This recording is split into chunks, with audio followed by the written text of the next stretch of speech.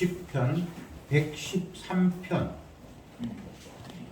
1절부터 마지막 절까지 교독합시다. 할렐루야.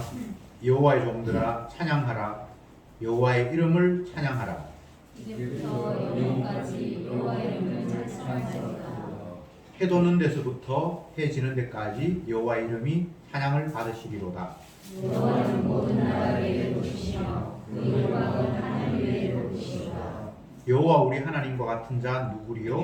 높은 위에 앉으셨으나 스스로 낮추사 천지를 살피시고 가난한 자를 진토에서 일으키시며 궁핍한 자를 그런 무더기에서 드셔서 황폐를 고르고 백성의 남들과 함께 세우시며 또 잉태하지 못하던 여자로 집에 거하게 하사 자녀의 즐거운 어미가 되게 하셨도다. 할렐루야. 아멘. 아멘. 할렐루야로 시작해서 할렐루야로 끝이 나는 그런 본문을 읽었습니다. 여호와를 찬양하라. 할렐루야죠. 여호와를 찬양하라. 여호와라고 하면 우리에게 약속을 던지신 분, 뭔가를 말씀하셨고 그 말씀대로 실행하시는 분이 여호와입니다. 나는 아브라함의 하나님, 이삭의 하나님, 야곱의 하나님이다. 이런 말씀을 구약성경에서 여러 번 반복하고 있는데 그 말씀하신 그런 의미는 내가 아브라함에게 약속한 대로 이루는 자고 이삭에게 약속하신 대로 이루는 자고 야곱에게 약속한 대로 이루는 자다라는 그런 의미에서 여호와라고 말씀을 하십니다. 그러니까 언약하신 것을 이루시는 분, 그분이 여호와고 시인은 그 여호와 하나님을 찬양하자. 언약하시고 언약대로 이루시는 그분을 찬양하자라고 말하고 있습니다. 찬양에도 이유가 있어야 되잖아요. 무조건 찬양하는 건 아니잖아요. 어떤 사람이 봉투에 감사한금 이렇게 제목을 정해놓고 아들이 취직하게 된 것을 감사드립니다 하면서 감사한금을 이렇게 하고, 제가 옛날에 그 다른 주님 섬길 때 그런 모습을 많이 봤어요. 그러면 목사님은 일일이 그걸 하나 다 읽어줍니다. 왜냐하면 경쟁을 시켜야 되기 때문에. 그러면 그걸 딱 듣고 있으면 설교 시간보다 더 집중해서 그걸 들어요. 사정을 다 할 수 있으니까요. 어떤 사람은 부모님 장례식을, 아버님 장례식을 무사히 마쳐서 감사합니다 이런 것도 있고, 그러면 그 감사금 시간에 목사가 읽어주는 그 내용이 교회가 돌아가는 사정을 다 알아요. 어떤 사람이 이사 와서 의원을 개원하게 되어서 하나님께 감사드립니다 그런 것도 있어요. 그런데 그 많은 내용들이 언약의 하나님을 감사하는 거하고는 거리가 멀어도 너무 먼 거예요. 거기에는 언약이 없어요. 아들이 취직한 게 하나님의 언약에 나오는 겁니까? 병원 개업한 게 하나님의 언약에 나오는 겁니까? 없잖아요. 근데 그게 감사의 이유다. 그러면 그건 이 찬양의 이유하고는 이 질이 너무 다른 거예요. 시편에서는 하나님을 찬양하자고 하면서 그 찬양의 이유가 하나님이 약속하셨는데 그 약속대로 이루신 분이니까 그분을 찬양하자라고 다 흘러갑니다. 그것 아닌 건 없어요. 얼른 보면 뭐 우리를 어려운 가운데서 건져주셔서 그 하나님을 찬양하자 뭐 이런 게 있는 것 같은데 그것 역시 언약 안에 있는 내용입니다. 언약을 벗어나서 그냥 하나님이 나를 사랑하시니까 내가 고통 가운데 있을 때 건져주셨어. 그러니까 하나님께 감사하자. 이런 식의 감사는 전혀 시편에 나오는 감사와는 종류가 다른 겁니다. 그건 감사가 이유가 될 수가 없어요. 만약 그게 감사하다면 그와 반대의 상황이 만들어지면 원망해야 됩니까? 그런 건 없잖아요. 범사에 감사해야 되잖아요. 그러니까 어떤 조건 때문에 감사하는 것은 언약적인 제대로 된 하나님께 영광 돌리는 감사가 아니다라는 말씀을 먼저 드리겠습니다. 1절 제가 다시 읽어볼게요. 할렐루야. 여호와의 종들아 찬양하라. 여호와의 이름을 찬양하라. 이렇게 시작이 됩니다. 찬양, 누가 찬양해야 되는가 했을 때 여호와의 종이 여호와 하나님의 이름을 찬송한다. 이렇게 1절이 밝히고 있습니다. 여호와의 종.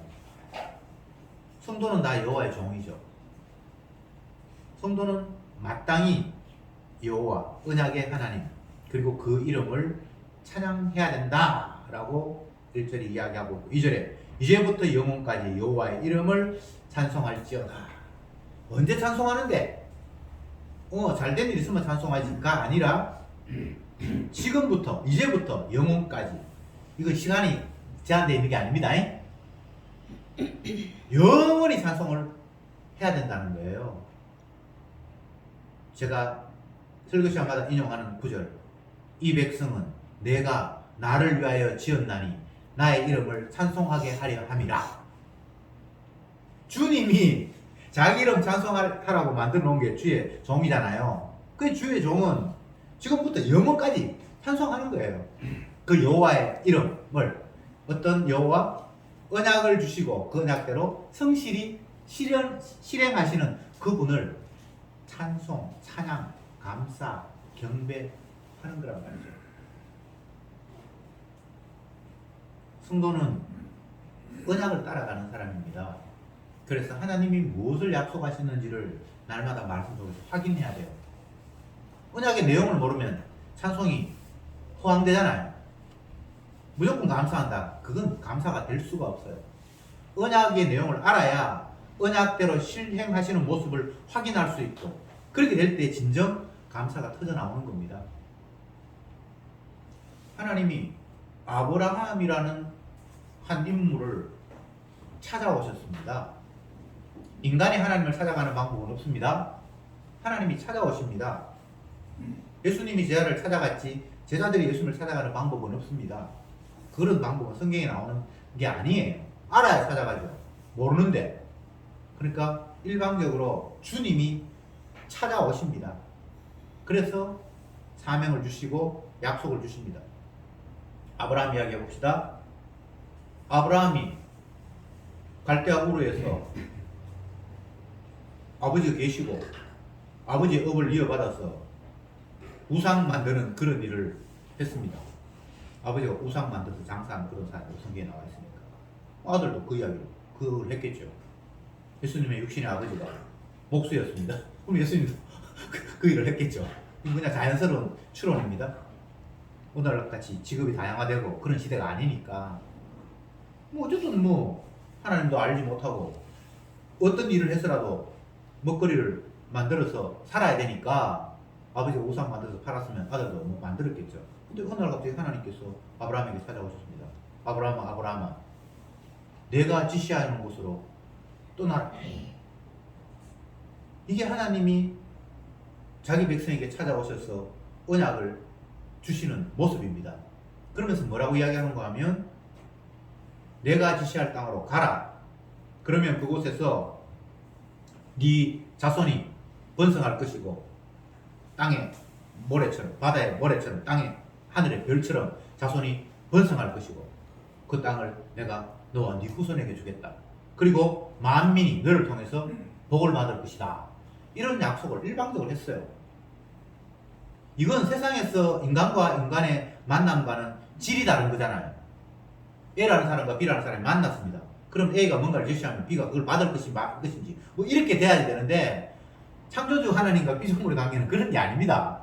일방적으로 창조주 하나님이 찾아오셔서 너 이렇게 될 거야 라고 그냥 쏟아 부어버리는 거예요. 아브라함이 갈대아우로 자기 고향 지역을 떠나야 할 이유가 없었습니다. 아버지도 계시고 형제도 계시고 그냥 다 그냥 있는 거예요. 근데 하나님이 일방적으로 왔어서 내가 지시하는 땅으로 가래. 근데 지시하는 땅이 어딘지도 몰라요.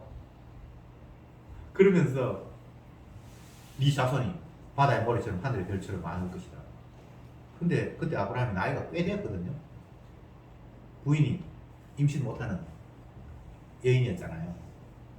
근데 자녀가 한 명도 없는데 바다의 모래처럼 하늘의 별처럼, 이건 이 땅에서 인간이 수가 많다는 걸 표현할 수 있는 극상의 표현입니다. 바다의 모래가 몇 개일까요? 아니면 하늘의 별이 몇 개일까요? 인간이 수를 셀 때 가장 크고 많은 걸 그렇게 표현을 하는 거, 그거 이상이 없습니다. 바다의 모래보다 하늘의 별보다 더 많은 거 여러분 한번 이 시간에 얘기해 보세요. 뭐가 더 그것보다 더 많겠습니까? 그러니까 하늘의 표현은 가장 많게 해주겠다는 거예요. 지금 마누라가 애도 못 빼고 나이가 75세 됐고 여자가 65세 됐는데 하나님 찾아서 사는 이야기가 진짜 황당하죠. 쉽게 이야기하면. 그리고 자녀를 주려면 그냥 현재 살고 있는 여기서 자녀를 주지 왜 하나님 지시한 동으로 가라 그럽니까? 고대는 내가 사는 그 주위를 떠나서 살아가는 것은 굉장한 생명의 위협을 갖는 겁니다. 오늘날도 뭐 터전 옮기는 게 쉽지는 않지만 고대에는 내 사는 곳을 떠나서 다른 곳에 간다는 것은 이건 정말 생명을 내려야 될 만큼 심각한 문제예요. 근데 떠나야 될 이유가 아무것도 없는데 어머니 아버지 뭐 그 살고 뭐 형제들 다 사는 조상 대대로 가업을 이어받는 그곳에서 떠나라. 그러면 그곳에 가면 네가 무엇을 뭐 직업을 가질 것이다 그런 것도 없어요. 그냥 하나님이 일방적으로 약속을 주십니다. 그런데 그 약속이 하나님에 의해서 하나도 어겨지지 않고 다 성취가 돼요. 그 아브라함의 자손이 바다의 모래처럼 하늘의 별처럼 번성했고 또 그 가나안 일대를 아브라함과 그 후손들이 다 차지해요. 초반에는 막 쫓겨다니고 우물파면 그 지역 사람들이 쫓아내고 하죠. 그런데 결국은 하나님께서 아브라함에게 약속하신 대로 애굽 땅에 있는 아브라함의 후손들을 출애굽시켜서 가나안 땅에 집어넣죠. 그 과정에서 그 가나안 땅에 살고 있는 사람을 다 진멸해버려요. 죄악이 관영했다는 이유로. 하나님이 하십니다. 사람이 하는 게 아닙니다. 그렇기 때문에 성도는 언약하신 하나님이 이렇게 약속을 하셨고 그 약속이 성취되는 모습을 보면서 하나님을 향해서 찬송을 하도록 이런 구조가 되어 있다 이 말입니다. 다른 이유가 없습니다. 찬양은 내가 갈대아우르에 살 때는 뭐 형편없이 살았는데 하나님께서 주신 땅에 가니까 너무 행복해서 나는 하나님께 감사합니다 가 아닙니다. 언약 때문입니다. 3절을 봅시다. 해 돋는 데서부터 해 지는 데까지 여호와의 이름이 찬양을 받으시리로다. 여기서는 이제 공간을 표현을 하고 있는데 해 지는 곳, 해 돋는 곳, 동쪽, 해 지는 곳 서쪽. 그러니까 사실은 온 사방에서 다 주님의 이름은 찬양을 받아야 된다는 겁니다. 세상 모든 피조 세계에서는 어느 공간, 어느 시간을 구분 없이 온전히 찬양이 피어나야 되고 주님은 찬양을 받아야 된다라고 이야기를 하고 있습니다. 찬양의 시기는 지금부터 영원까지. 찬양은 모든 주의 종들이 그리고 찬양의 범위는 온 사방 다. 그러니까 뭐 전부 다가 창조자 하나님을 찬송해야 된다는 거예요. 모든 피조물들이 찬송해야 된다는 거예요. 이거는 뭐 하고 말고 선택의 여지가 있는 것이 아닙니다. 찬송할까 말까가 아닙니다. 그냥 반드시 찬송하게 되어 있다는 겁니다.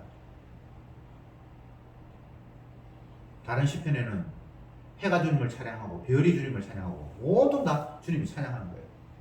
시편에서도 들의 풀이 벽화파가 주님을 찬양하고 공중 나는 새가 주님을 찬양하고 다 찬양하고 있다고 이야기하고 있습니다.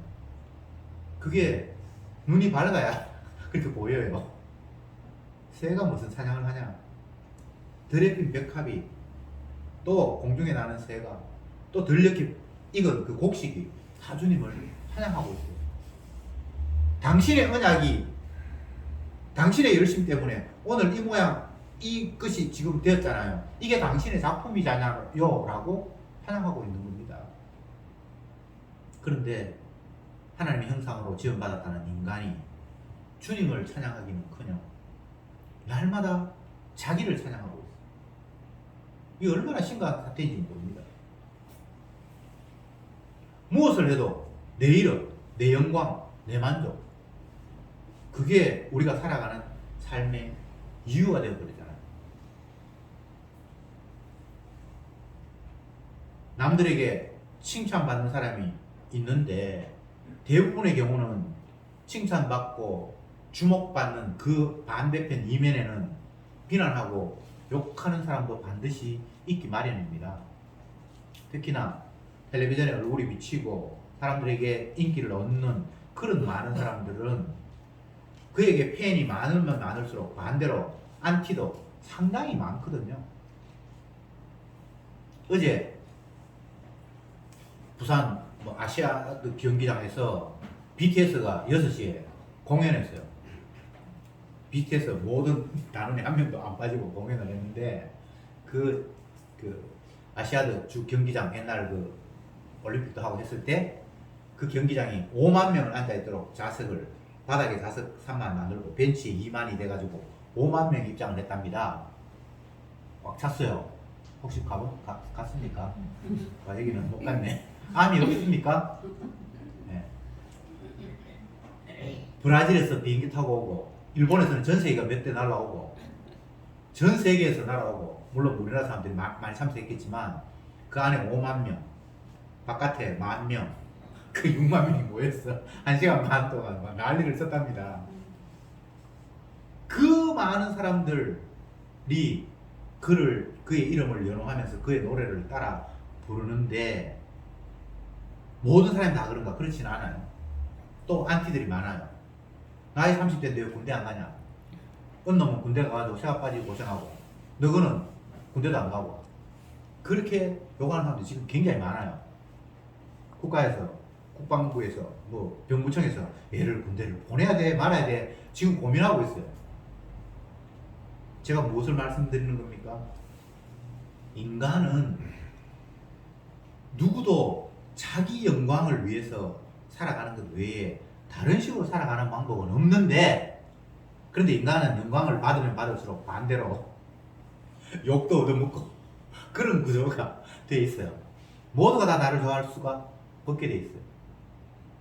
그런데 이 시편을 보면 시인은 이 땅에 있는 모든 피조물들은 쉬지 않고 순간도 공간도 없이 전부 다 주님을 찬양해야 한다라고 이야기하고 있어요. 이게 마땅하다라고 이야기하고 있어요. 찬양 받을 분은 언약의 하나님 여호와 말고는 없다고 아예 단정을 해버렸어요. 이 시인의 마음과 오늘날 이 땅을 살아가는 인간이 내가 찬양받기 위해서 안간힘을 쓰는 이 삶과는 너무나 결이 다르잖아요. 목표가 다르고 방향이 너무 다르잖아요. 우리는 그만큼 하나님의 뜻과 정반대로 살아가고 있다는 것을 오늘 본문을 보면서 우리는 다시 한번 확인하면서 화들짝 놀라야 됩니다. 와, 성령을 받은 이 성도는 이 찬양을 기록한 하나님의 계시를 받아서 기록한 이 시인은 세상 모두는 여호와 하나님만을 영원부터 영원까지 찬양해야 된다라고 하고 있는데 나는 도대체 뭐 하면서 살아가지? 전혀 방향이 다른 거예요. 뭐 어떤 결정을 해도 이게 내한테 유익될까 손해될까 이 생각을 하지 주님이 기뻐 받으실까를 생각하지 않잖아요.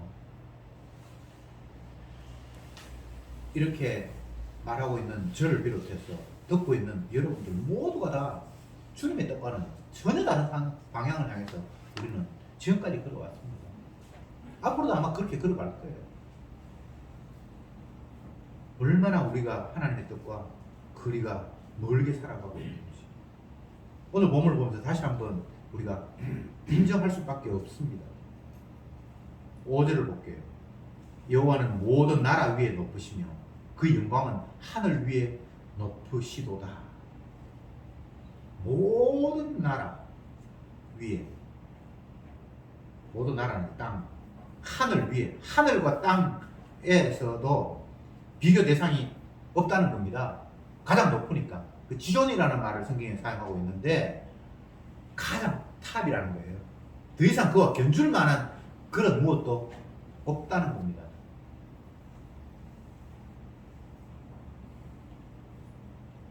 5절에 여호와 우리 하나님과 같은 자 누구리요? 높은 위에 앉으셨으나 여기도 비교 대상이 없고 가장 높은 곳에 좌정하신다. 그런데 6절에 스스로 낮추사 천지를 살피시고, 이 언약의 하나님이 가장 존귀한 분이고 모든 피조물에게 영광을 받아서 그 이름이 높이 들려있는 그 높은 자리에 앉아 계시는데 스스로 자기를 낮추어서 이렇게 말하고 있습니다. 언약의 하나님이 이런 분입니다. 찬양받아야 될 분이 이런 분입니다. 빌립보서 2장에 그는 근본 하나님의 본체시나 자기를 비워 이 땅에 오셔서 죽기까지 복종하셨으니 십자가에 죽으심이라 이렇게 되어 있습니다.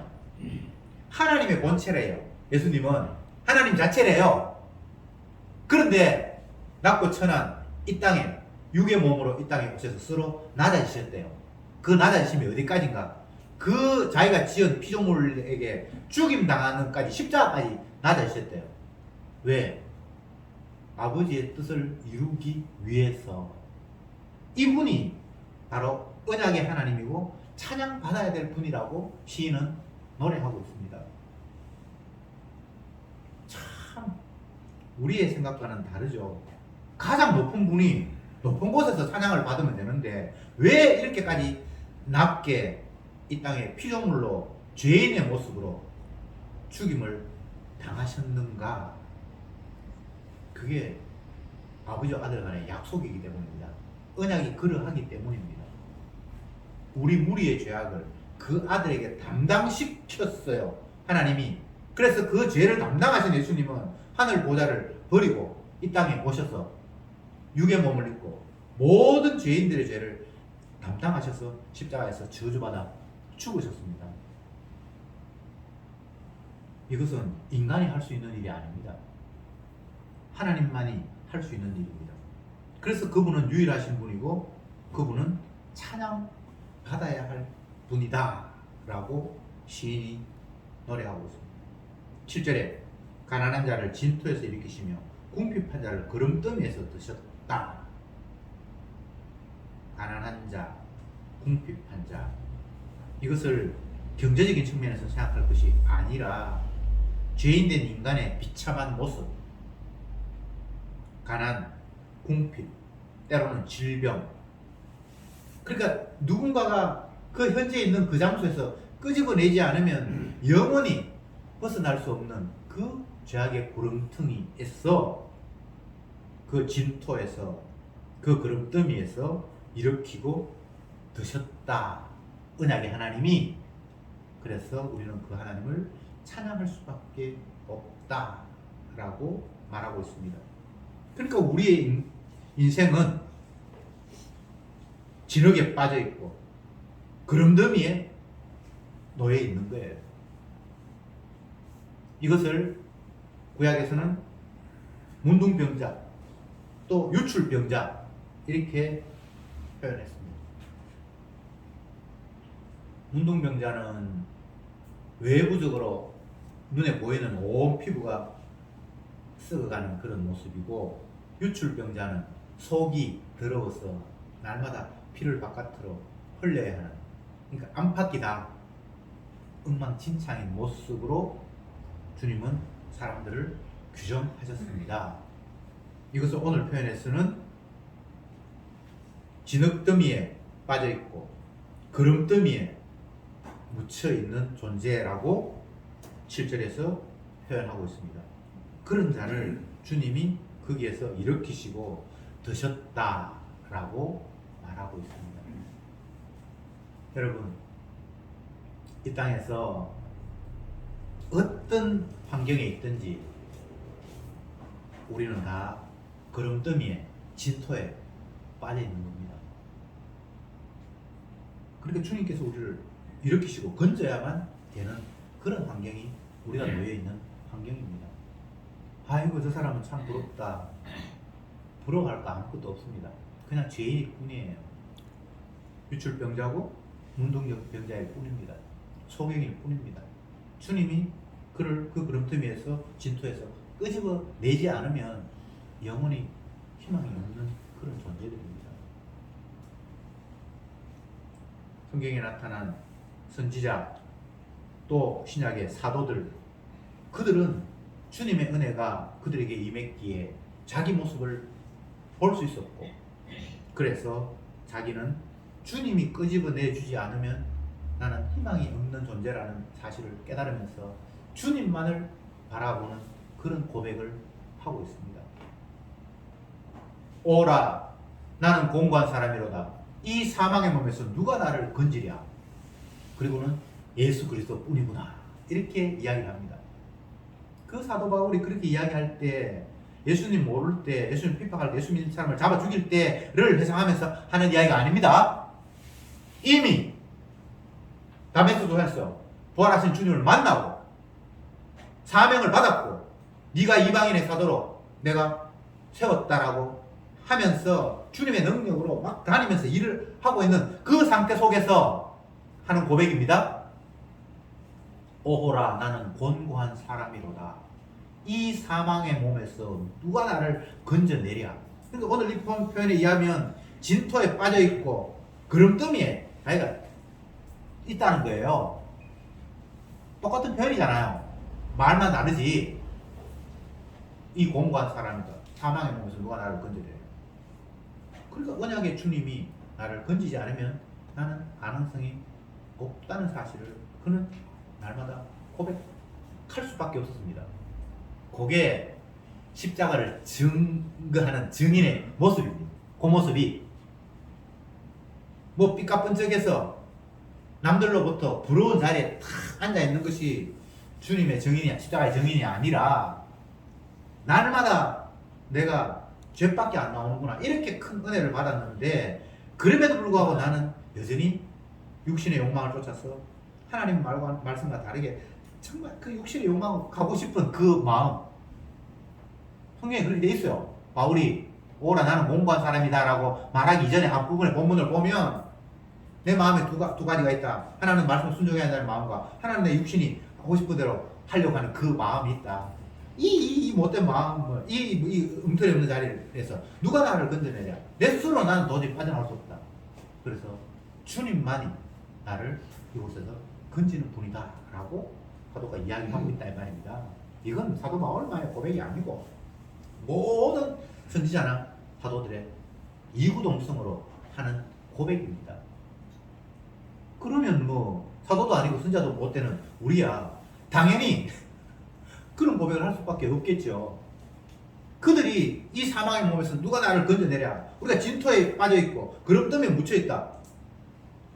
그분들이 그렇게 자기를 그렇게 이야기하는데 우리는 나는 뭐 아니다라고 할 수가 없잖아요.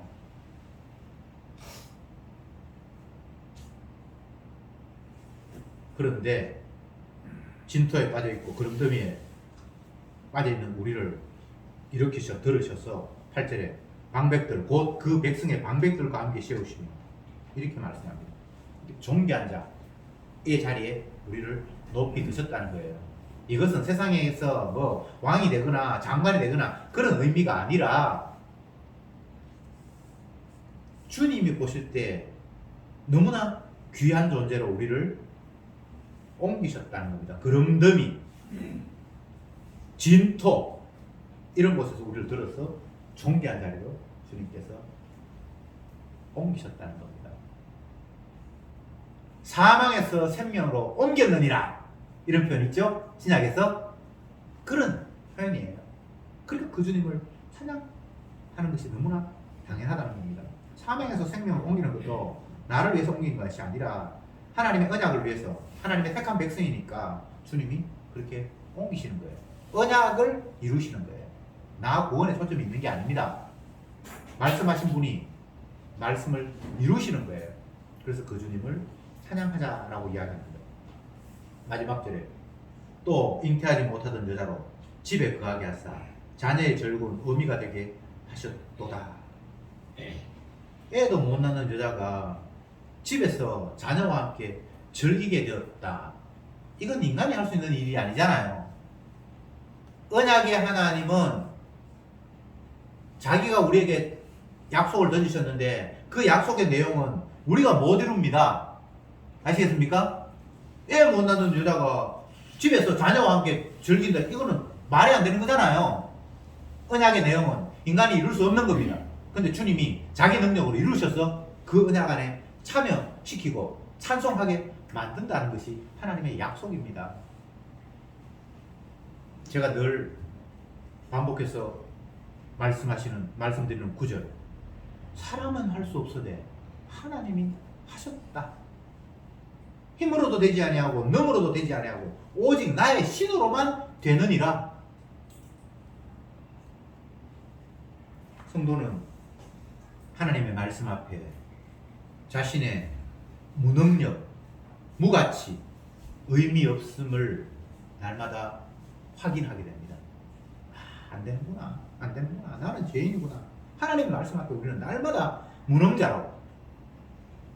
존재할 필요도 없는, 오히려 하나님에게 방해만 되는 그런 존재가 바로 나이구나를 확인받게 됩니다. 그럼에도 불구하고 주님의 약속이 있기에 잉태 못하는 여자인데 그 여자가 자기 집에서 자녀와 함께 즐기게 하겠다고 말씀하셨기 때문에 그 하나님을, 그 약속을 믿는 거예요.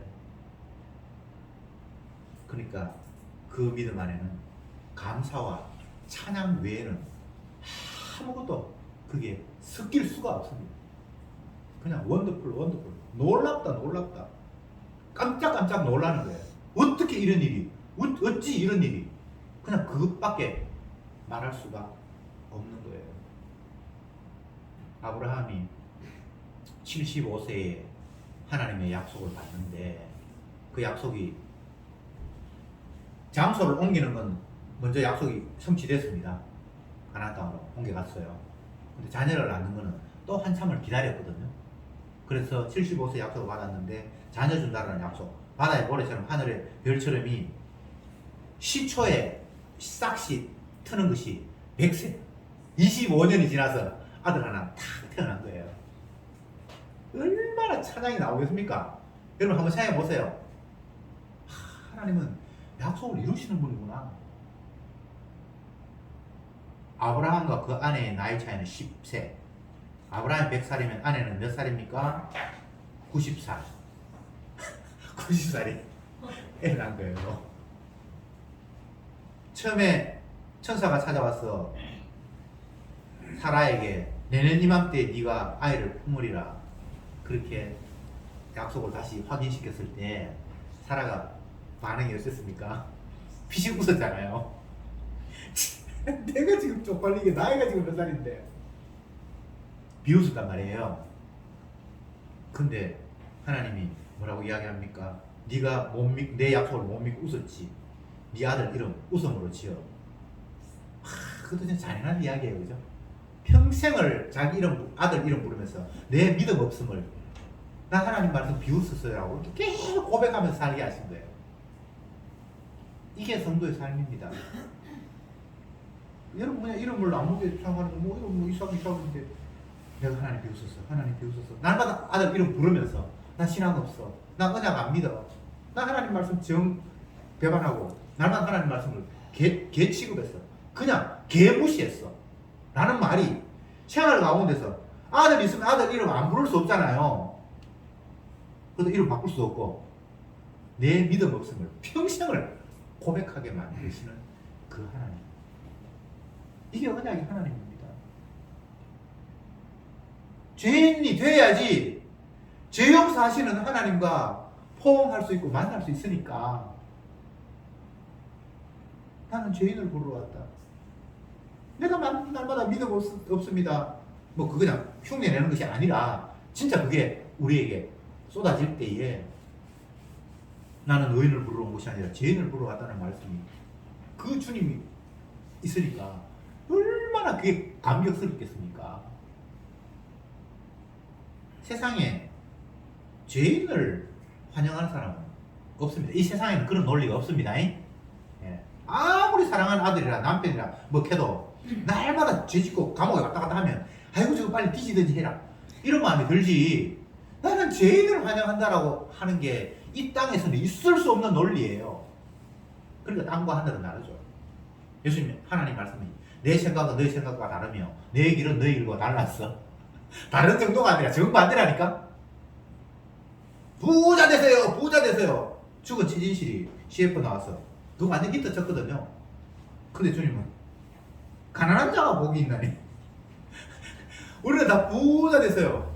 웃으면 복이 와요. 막 그러고 있는데 애통하는 자가 복이 있나니. 주님의 생각은 우리 생각과 전혀 다릅니다. 왜? 주님이 반골사상을 가진 분이 아니라 우리가 그만큼 주님과 어그러져 있다는 것을 보여주시는 거예요. 내가 원하는 길은 넓고 평탄한 길이지 좁고 험한 길이 아니에요. 근데 주님은 그 길로 가야 생명이 있다고 말씀하셨습니까? 그러면 이제 여러분이 또 스스로 좁고 협착한 길 찾아간다고 나섰는데 그것도 좁고 협착한 길이 아닙니다. 우리는 길을 몰라요. 주님이 우리를 원치 않은 곳으로 강제로 띠띠고 갈 때에 내가 원하든 원치 않든 뭐 그게 좋든 나쁘든 그걸 떠나서 그게 주님이 인도하시는 좁은 길이고 생명의 길입니다. 내가 갈 수는 없습니다. 주님이 끌고 가십니다. 그럼 우리는 그냥 찬송하면 돼. 아, 주님이 또 내가 갈 수 없는 길을 주님이 강권하셔서 이끌어 가고 계시는구나. 세상 끝날까지 내가 너와 함께 하리라 약속하셨는데 그 약속이 이런 식으로 또 이루어지네 라고 그냥 끌려가면서 그냥 찬송하는 거예요. 오늘 시인은 그 언약의 하나님을 끝까지 안을 수 없다고. 우리는 도저히 안 되는데 주님의 약속 때문에 이런 일이 발생했고 잉태하지 못하는 자가 뭐 자녀가 집에서 즐겁게 자녀하고 뭐 생일 파티 할 일이 있습니까? 안 되는데 주님이 약속하시기 때문에 이 일이 이루어졌으니까 그 언약을 주시고 이루신 그 하나님 앞에 찬송해야 하지 않겠니? 라고 말하고 있습니다. 여러분, 우리 주님은 찬송의 대상일 뿐 다른 식으로 우리와 거래하시는 분이 아닙니다. 이번 한 주간도 정말 언약의 하나님이 약속을 주셨고 그 약속대로 이루셨어. 신약에서는 자기 몸을 대속물로 주셨어. 자기의 사랑을 온 세계에 드러내신 그 주님을 찬양하면서 감사하면서 정인으로 끌려가는 삶이 되기를 소망합니다. 기도합시다. 사랑은 여기 있나니 우리가 하나님을 사랑한 것이 아니라 하나님이 우리를 사랑하사 그 아들을 화목제물로 내어주신 것이라. 주님, 우리는 주님을 사랑할 수 없습니다. 오로지 주님이 우리를 사랑하셔서 아들을 우리 죄를 위해서 죽이셨고 하나님이 우리를 사랑한다는 것을 확정해 보여주셨습니다. 우리는 그 주님의 보혈의 피로 덮임 받아서 허물의 사함을 얻고 죄의 가림을 받아서 우리를 덮어주시고 우리의 허물을 씻어주신 그 주님의 피 능력을 찬송할 수밖에 없도록 만드신 그 주님, 주여 다른 거 생각하지 말고 그 약속만 머릿속에 떠올리면서 기뻐하고 주님을 노래하는 저들이 되게 하옵소서. 예수님의 이름으로 기도드리옵나이다. 아멘.